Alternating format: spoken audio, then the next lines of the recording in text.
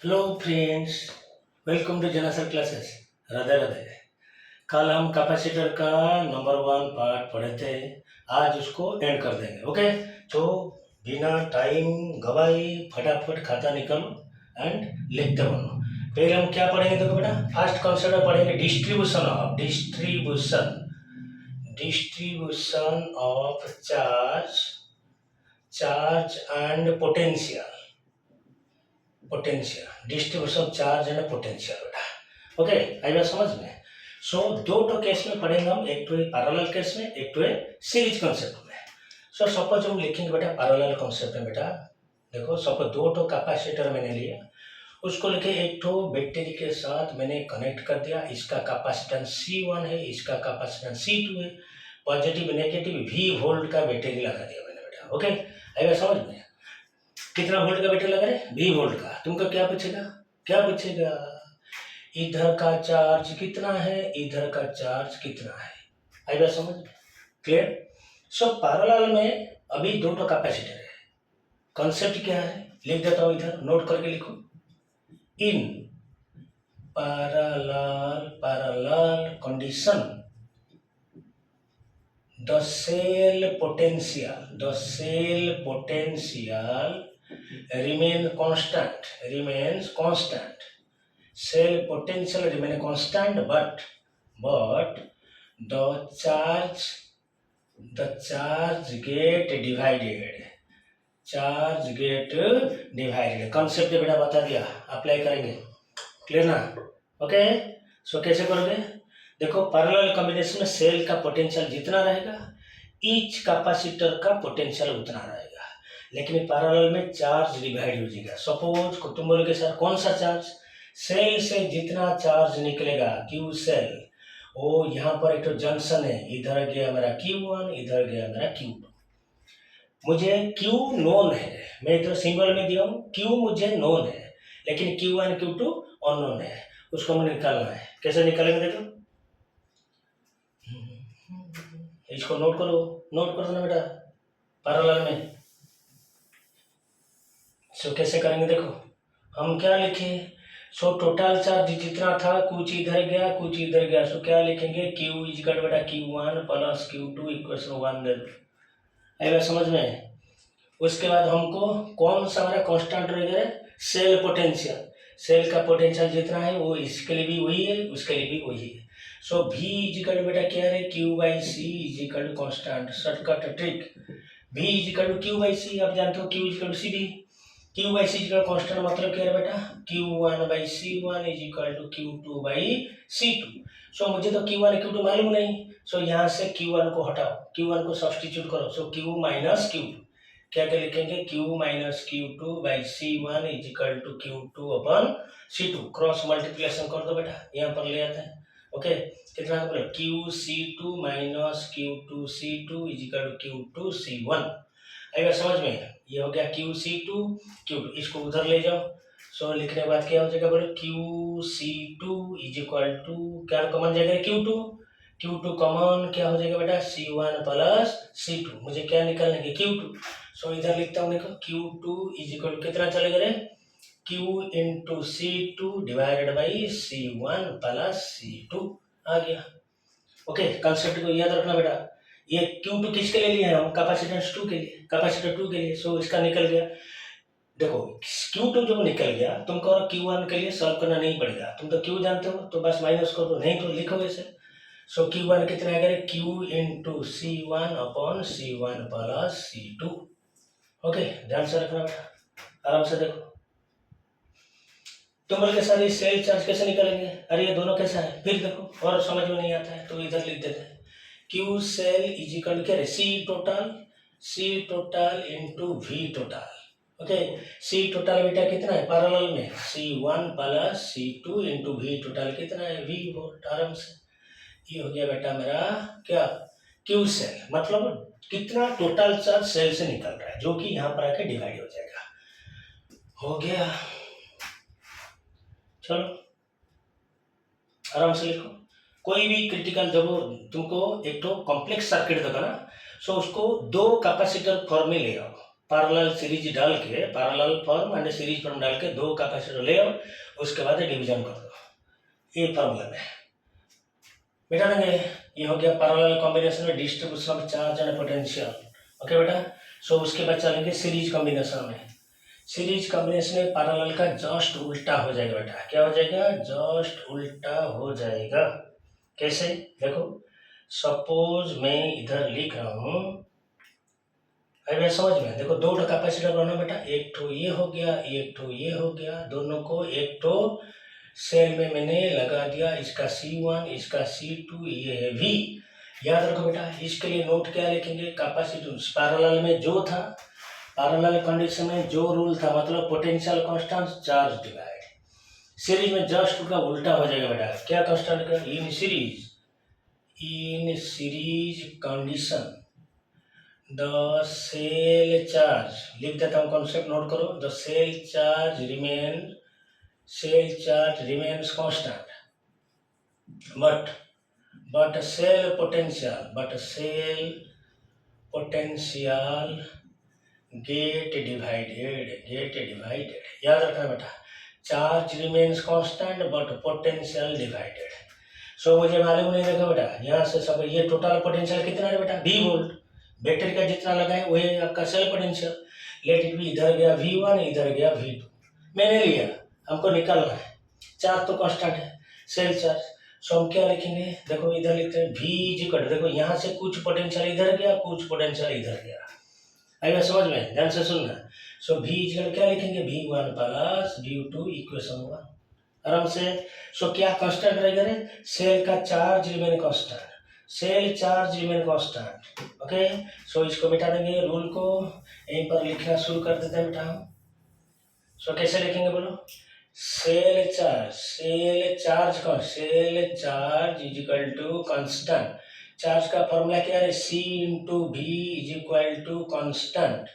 Okay बेटा, C भी constant, मतलब बेटा C1 V1 is equal to C2 V2 equation 2। So बेटा देखो, ये है V is equal to V1 plus V2, ये हो गया C1 V1 is equal to C2 V2। सो इधर मुझे देखो, V तो मालूम है आपको, V is known to you, but V1 and V2 are unknown to you.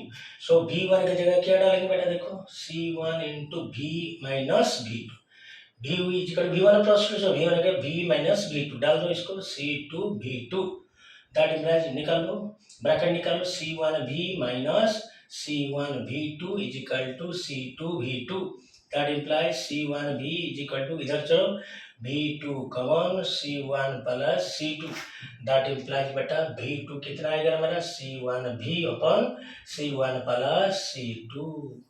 आएगा समझ में? ओके, क्लियर बेटा? सो ये हो गया V2 के लिए। सो अगर V2 निकल गया बेटा, सो V1 निकालने का जरूरत नहीं, यहीं पे लिख देते हैं हम।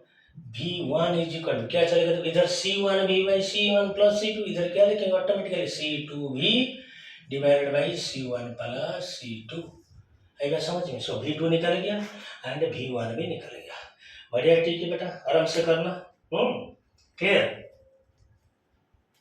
चलो लिखो, इसको नोट डाउन करो, मिटा देंगे। चलो बस डाटा पुट करना है, वैल्यू दे देगा आपको, डाटा पुट करना है आपको। ओके बेटा, चलो उसके बाद हम चलेंगे, उसके डिस्ट्रीब्यूशन ऑफ चार्ज पोटेंशियल हो गया। उसके बाद हम चलेंगे बेटा, कल जो बोला था मैंने, pattern of entry, pattern of entry of die slab, dielectric slab. अभी समझ में बेटा, ये इंपॉर्टेंट है, ये बेटा सबसे इंपॉर्टेंट कैपेसिटर चैप्टर में सबसे इंपॉर्टेंट कॉन्सेप्ट है ये बेटा। सो दो पैटर्न जो होगा बेटा, दो पैटर्न, पैटर्न वन में क्या बेटा? Vertical entry of dielectric slab, vertical entry of dielectric slab. आएगा समझ में बेटा? सब क्या क्वेश्चन, प्रीवियस ईयर क्वेश्चन उठ के देखो, एक क्वेश्चन आया है डायरेक्ट। क्या है? सपोज एक तो पैरेलल प्लेट कैपेसिटर मैंने लिया, इधर है पॉजिटिव टर्मिनल, इधर है नेगेटिव टर्मिनल। आएगा समझ में? सो ये जो डिस्टेंस है बेटा दोनों कैपेसिटिव प्लेट के अंदर डी मैंने लिया है। ध्यान से सुनना बेटा, ये सबसे इंपॉर्टेंट है, I am telling you several time, ये सबसे इंपॉर्टेंट कॉन्सेप्ट है, डायरेक्ट आता है नीट और नाइजर में। सो वर्टिकल एंट्री मतलब देखो, एंड ईच प्लेट का बेटा एरिया मैंने कितना ले लिया, ए। आई गया समझ में। सो वर्टिकल एंट्री कैसे किया मैं, देखो अभी एयर था, मैं उसके अंदर दो तो डाई इलेक्ट्रिक स्लैब मैंने डाल दिया। सपोज इसका है K1, इसका कांस्टेंट है K2। रूल नहीं जानोगे तो बेटा नहीं कर पाते हैं। सो रूल जानने से ही आप कर पाते हैं। सो रूल क्या बेटा, मैं यहीं पर लिखता हूँ, देखो अब ध्यान से लिखना, नोट इसको। रूल 1 में मैंने लिखा, देखो अगर कोई भी, ठीक से ध्यान से देखो, टोटल एरिया कितना था रे, ए था। टोटल ओरिजिनल कैपेसिटर का एरिया कितना था, ए था। अभी जब मैं वर्टिकल एंट्री कर दिया, सो इसका एरिया कितना हो जाएगा बेटा, A/2, एंड इसका भी एरिया हो जाएगा बेटा A/2।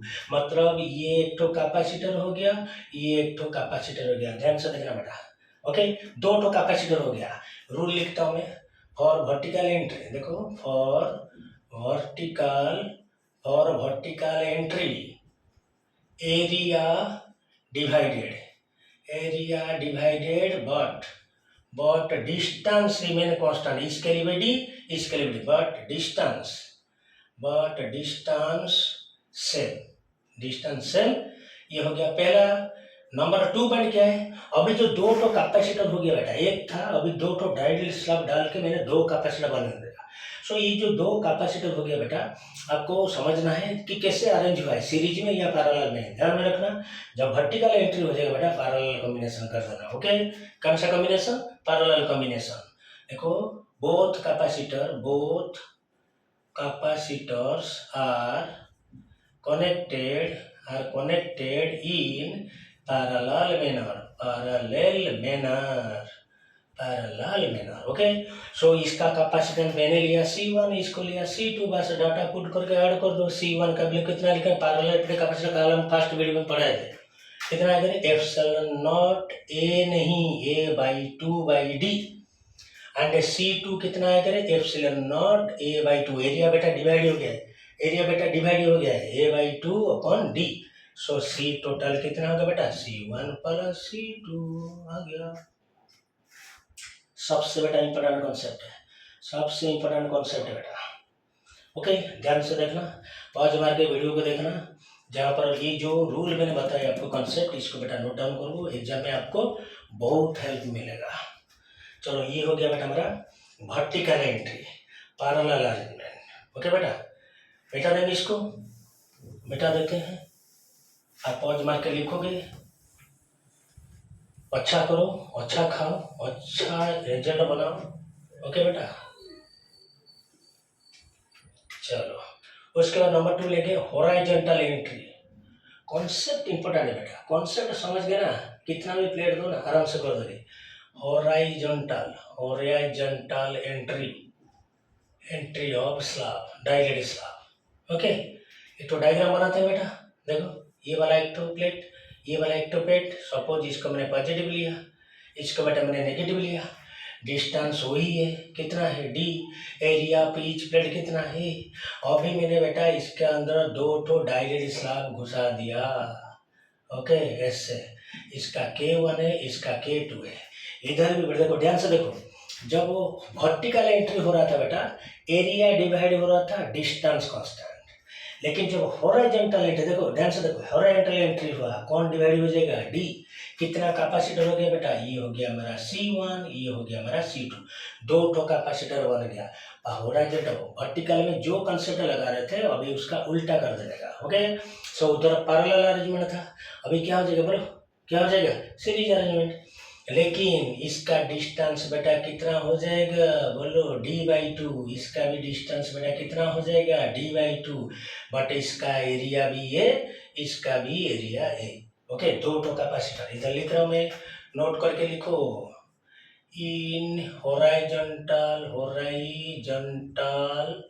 एंट्री हमेशा याद रखना, चाहे कितना भी डायलेट स्लो डाल लो, ओके।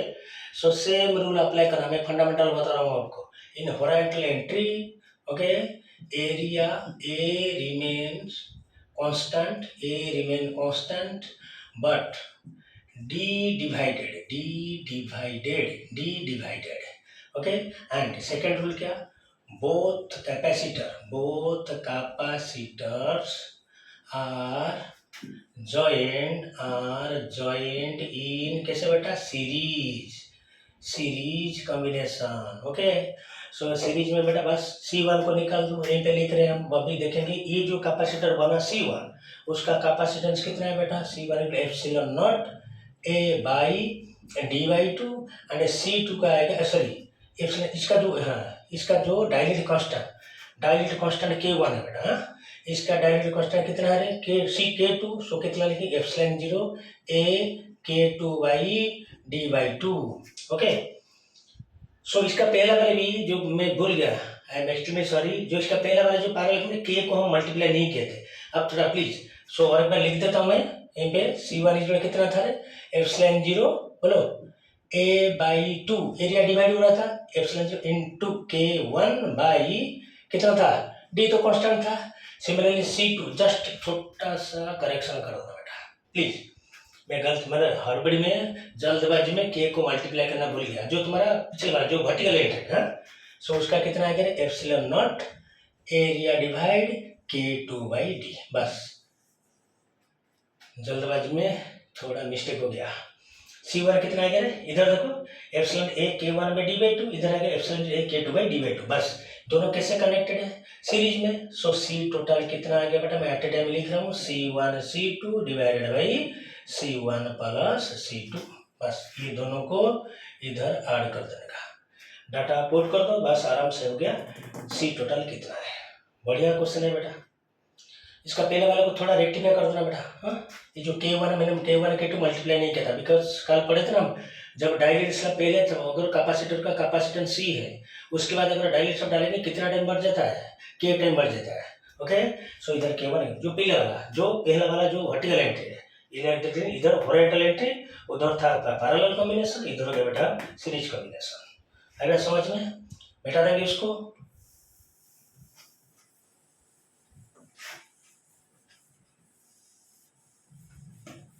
चलो, सो उसके बाद हम चलेंगे नेक्स्ट कॉन्सेप्ट को. कौन सा है बेटा? देखो, Wheatstone bridge capacitor. Wheatstone bridge capacitor. आप व्हीटस्टोन ब्रिज कहाँ पढ़ रहे थे? करंट इलेक्ट्रिसिटी में, याद है ना? Wheatstone bridge balance condition.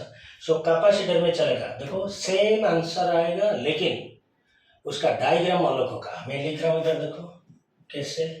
ये वाला ऐसे ऐसे ऐसे, C C C C C A B. Clear बेटा? ये हो गया मेरा कॉमन कैपेसिटर. ये वाला नंबर 1 डायग्राम. नंबर 2 में कैसा चलेगा बेटा? देखो नंबर 2 में ये वाला ये हो गया, ये हो गया, ये हो गया, बस ये हो गया C C C C C. ये A टर्मिनल, B टर्मिनल. इसका आंसर जो ये बेटा, इसका भी आंसर वही है. कॉमन कैपेसिटर कौन सा है? ये वाला. और सेम आंसर वाला और क्या डायग्राम है? देखो 3 नंबर, ये 2 नंबर, 3 नंबर कैसा आएगा बेटा? देखो ये वाला सेम आंसर है इसका.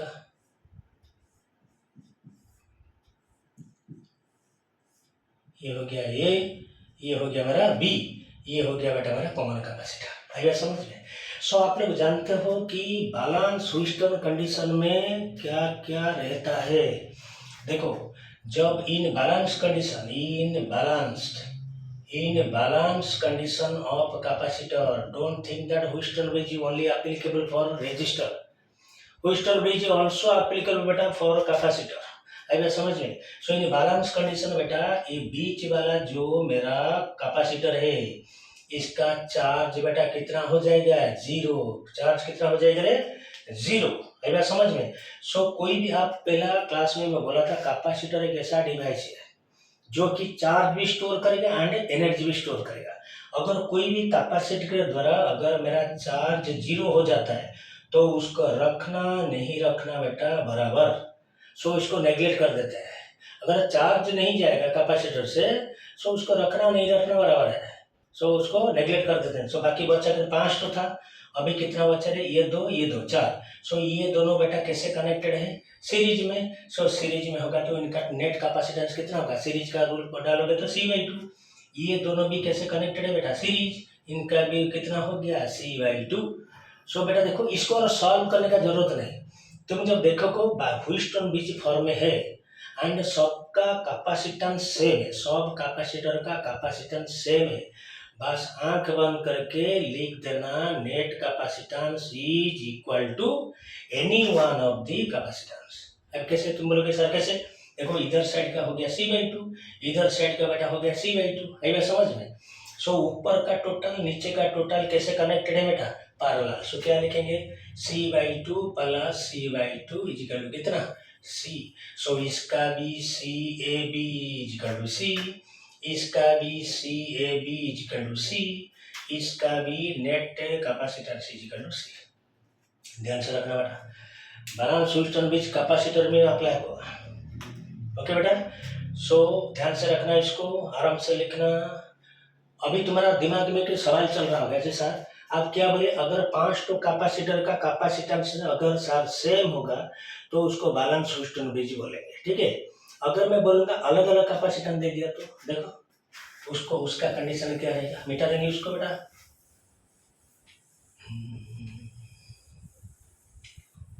आराम से देखो, आराम से देखो, आराम से देखो। सपोज मैंने लिया, देखो ये वाला एक तो कैपेसिटर, ये वाला एक तो कैपेसिटर, ये वाला एक तो कैपेसिटर, ये वाला एक तो कैपेसिटर, बीच में बेटा ये वाला कैपेसिटर। ओके, ये हो गया टर्मिनल ए, ये हो गया बेटा टर्मिनल बी। ये मैं नाम दे देता हूँ C1, C2, C3, C4, C5। आई बात समझ गया। सो अगर आपको ऐसा पूछेगा, so net capacitance between A and B कितना आएगा, समझ रहे हो, हाँ। सो इसका कंडीशन देखो, ये मैं लिखता हूँ फॉर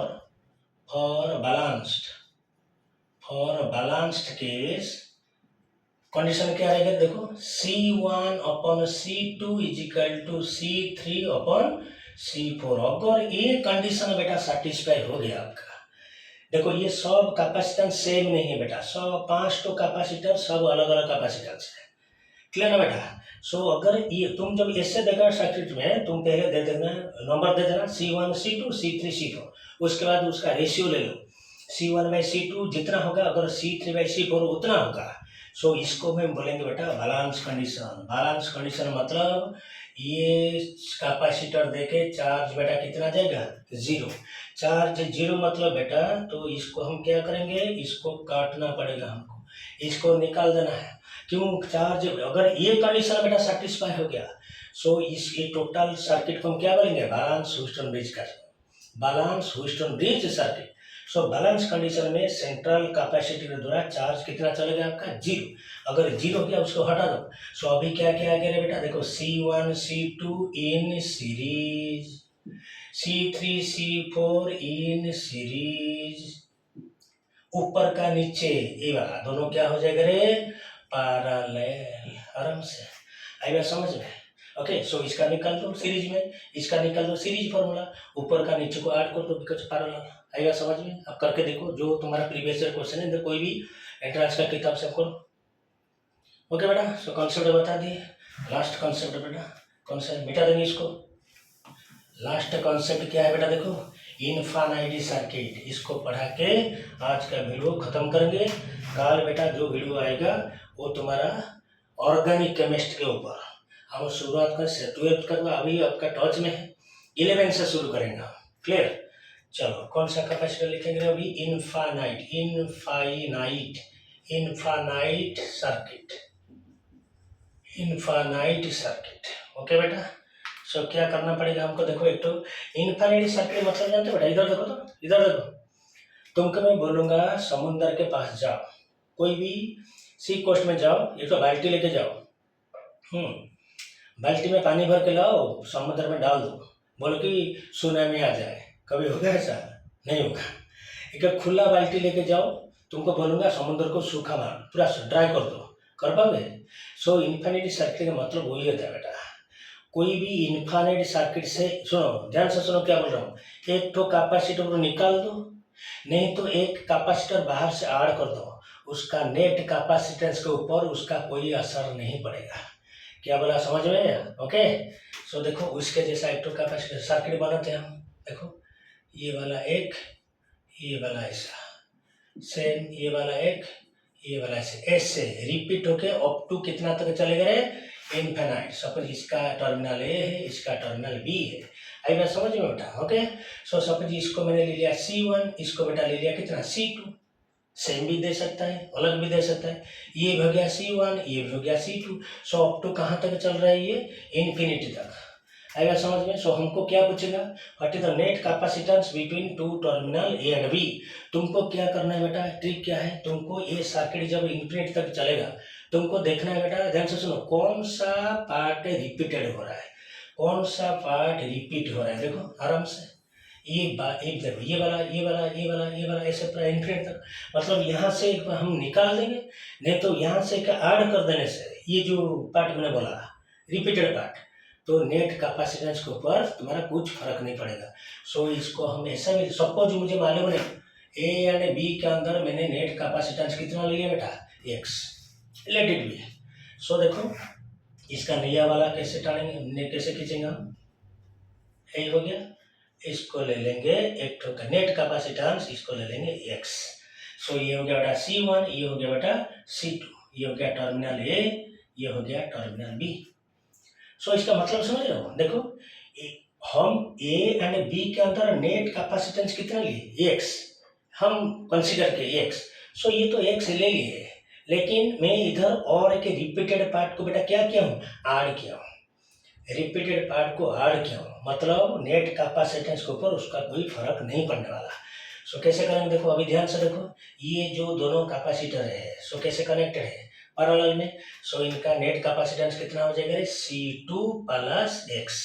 आएगा समझ में?